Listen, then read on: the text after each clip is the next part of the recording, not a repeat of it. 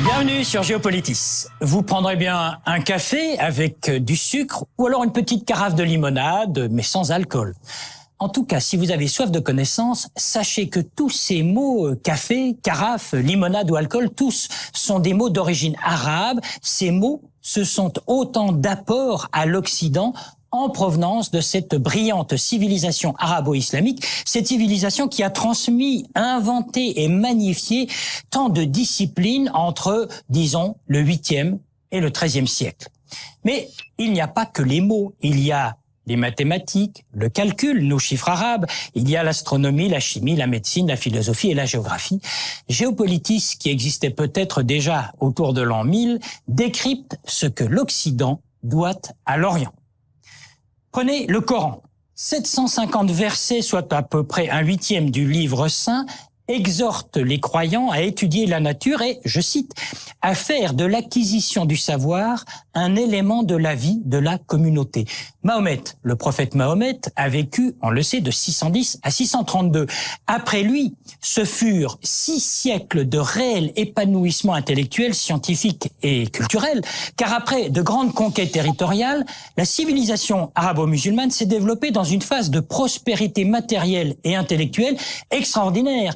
Dans la région d'Andalousie, c'est lors de cette phase de prospérité que les savants de l'époque accomplirent un acte déterminant. Ils traduisirent en arabe les manuscrits scientifiques et philosophiques de toute l'Antiquité, qui étaient alors en langue grecque. Platon, Ptolémée ou Aristote.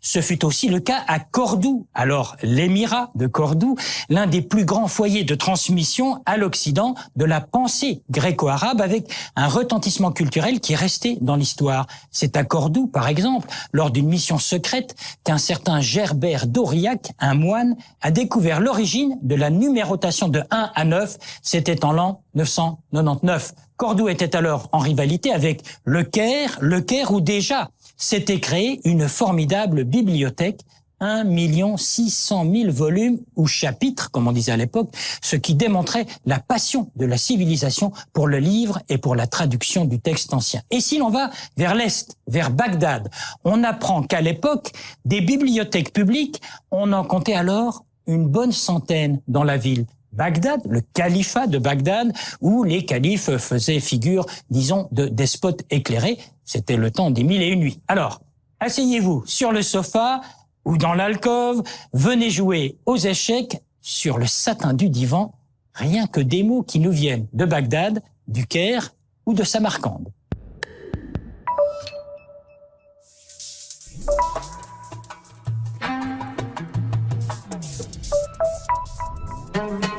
C'est l'un des principaux apports de la civilisation arabe, le papier.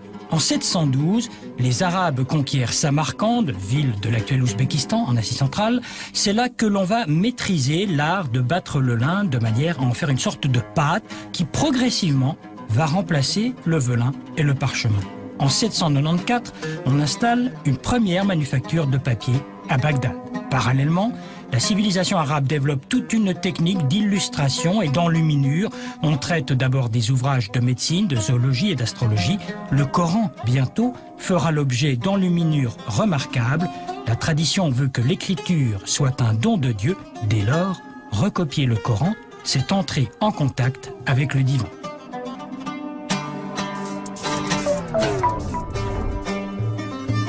Au Moyen-Âge, les vrais pionniers de la recherche médicale, ce sont les Arabes. En premier lieu, ce sont eux qui ont gardé, conservé et transmis les savoirs de l'Antiquité. C'est grâce à eux que nous connaissons les enseignements d'Hippocrate. Il semble que les Arabes aient repris la théorie dite des 4 humeurs, à savoir que la maladie résulte en fait d'un déséquilibre entre la bile, le flegme, le sang et l'atrabile. La médecine consiste alors à rétablir cet équilibre par des remèdes et aussi par une alimentation appropriée. On peut citer une encyclopédie médicale de l'époque, celle dite d'Avicenne, qui répertorie près de 800 remèdes. Avicenne, qui était iranien et qui a vécu il y a exactement 1000 ans, est en fait le premier médecin qui a décrit avec autant de précision des maladies comme la méningite ou la pleurésie. Et c'est aux contemporains d'Avicenne que l'on doit la description de la circulation sanguine pulmonaire et l'opération de la cataracte. C'était déjà l'une de ses spécialités. Jusque-là, en Europe, on utilisait les chiffres romains. Et c'est au Maghreb que l'on allait mettre au point les chiffres dont nous nous servons aujourd'hui, les chiffres arabes, de 1 à 9. Coup de génie, les mathématiciens de l'époque, qui n'avaient d'ailleurs pas ce titre, ont décidé de prendre le 0, qui était d'origine indienne, et de lui conférer le statut de nombre, ce qui n'avait rien d'évident à l'époque.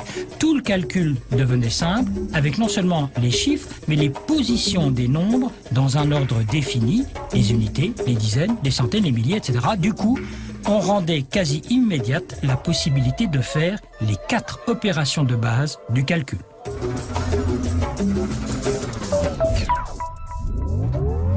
Un certain Al-Jazari, à ne pas confondre avec Al Jazeera, avait construit une monumentale horloge où des cercles représentaient le mouvement du zodiaque, du soleil et de la lune. L'astronomie a toujours passionné la civilisation arabe qui avait non seulement intégré mais encore développé les découvertes de grands anciens comme Ptolémée. C'est ainsi que se sont matérialisées les cartes du ciel et que se sont perfectionnés des instruments de mesure et d'observation comme l'astrolabe. Et comment oublier que ce sont ces savants arabes qui ont imaginé le plus vieil outil pédagogique de l'astronomie, le globe céleste. L'astronomie, le calcul, la médecine, le papier comme support, autant de disciplines maîtrisées par cette civilisation arabo-musulmane.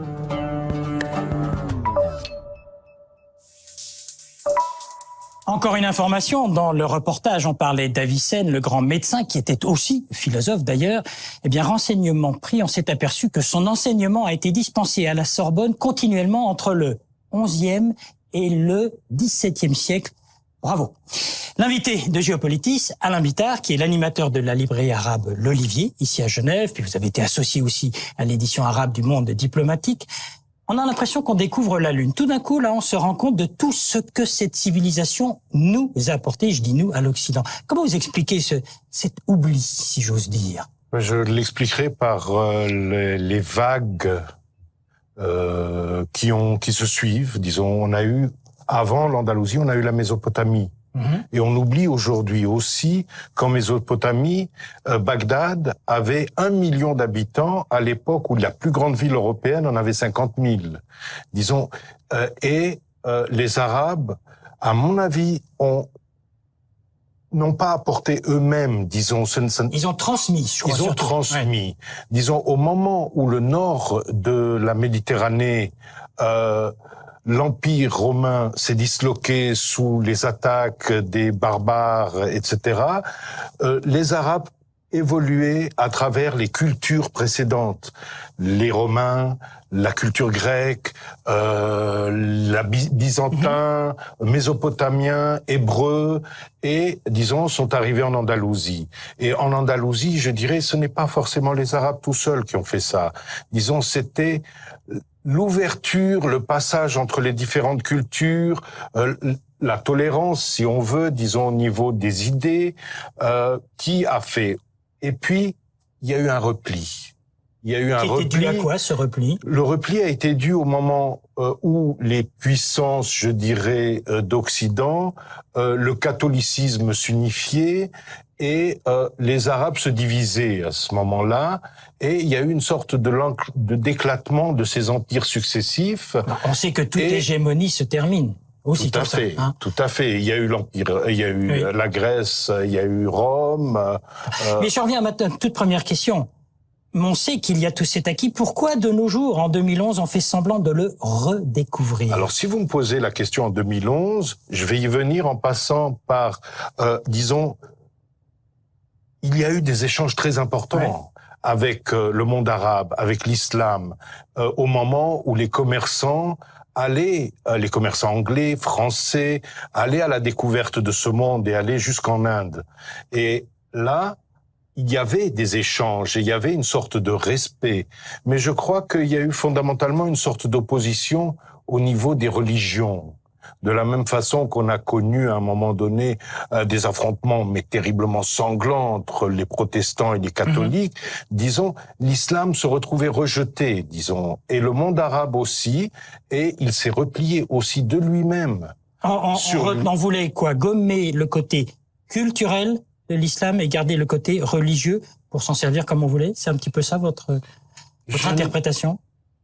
Je dirais que je ne suis pas sûr qu'on ait réellement voulu le gommer. Mais ça, disons, c'est fait. les empires qui quelque part disparaissent laissent peu de traces, et ce n'est que au fur et à mesure que l'on s'y réintéresse et que l'on redécouvre cette exhume histoire. ce passé. Tout à fait. Alain Bittard, on est en 2011, au moment où il se passe tant de choses dans le monde arabe. C'est utile de revenir tout cet apport de civilisation, de culture, de science tout à fait extraordinaire. Je pense qu'il Qui serait peut se servir dans un sens ou dans l'autre de cette argumentation culturelle? Je pense que tout le monde. Disons, de la même façon que les deux rives de la Méditerranée ne peuvent pas vivre l'une sans l'autre, de la même façon, tous les échanges culturels qui ont eu lieu, y compris à la période andalouse, parce que qu'est-ce qui s'est passé? Disons, c'est qu'il y a des ouvrages qui étaient perdus en grec, qui ont été traduits en arabe, qui ont été redécouverts ensuite en latin, et qui ont permis, disons, un mouvement des apports culturels.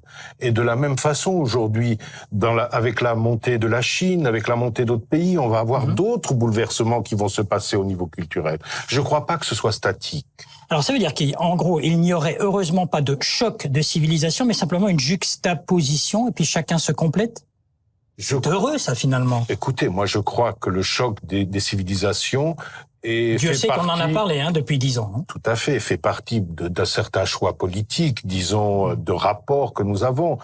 Tant qu'il y a eu des commerces, du commerce équitable et des échanges de type équitable, disons, on a toujours réussi à s'entendre entre les civilisations. Dès lors où les rapports commerciaux deviennent plus dominateurs, à partir de ce moment, on a tendance à oublier que l'autre a quelque chose à nous apporter. Je pense que la colonisation, par exemple, a aidé, a contribué à faire oublier l'apport des Arabes, à gommer, tout à fait. Parce que, par exemple, à l'époque... Tout d'un coup, il y avait une sorte de civilisation qui était supérieure. Non, je veux dire, à l'époque de Napoléon, Napoléon a été en Égypte, il a amené tous ses scientifiques, il a été voir ce qui se passait là-bas, il a même réussi à faire, à son arrivée, un éloge de Mahomet en disant que les Français qui venaient étaient encore plus croyants que les Mamelouks. Donc, il y avait des échanges, il y avait des intérêts, etc. Aujourd'hui, je dirais qu'on est beaucoup plus dans un processus de domination, et malheureusement, le monde arabe s'est énormément replié sur lui-même. Il a, disons, vécu toute la période ottomane. Au sortir de la période ottomane, il a été divisé au cordeau entre les Anglais et les Français. Aujourd'hui, je dirais qu'on est toujours dans le même cours de l'histoire, où on assiste à une évolution qui va amener d'autres transformations probablement très importantes. C'est ce qui a lieu aussi en ce moment, en cette année 2011. Devoir de mémoire, c'est important de se rappeler et de se redire ce que les civilisations nous ont apporté. Je pense, et il est surtout très important de ne pas imaginer qu'une civilisation peut perdurer sans l'échange et sans l'apport des autres. Merci Alain Bittard de toutes ces précisions. Je rappelle que vous êtes l'animateur ici à Genève de la librairie arabe L'Olivier. Merci à vous. Merci beaucoup.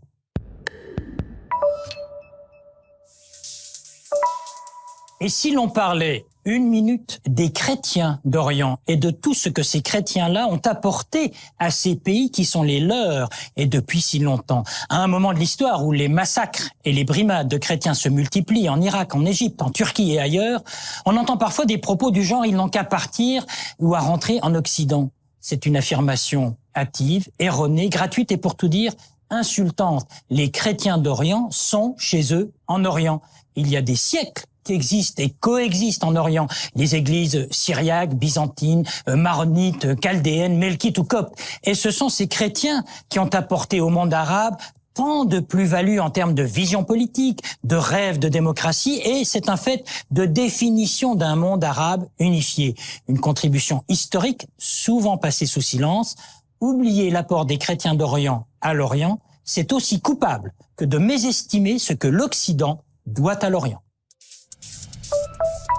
Et sur la page web, préparée par David Nicole, le forum où vous posez vos questions à notre invité, ce que l'on dit et voit sur la toile de cette culture arabo-musulmane, des éléments cartographiques, vus du passé ou comment on a jugé tout cet apport culturel, les nombreux sites internet sur ce thème, les éditions de Géopolitis à disposition, Et vous êtes toujours les bienvenus sur Géopolitis.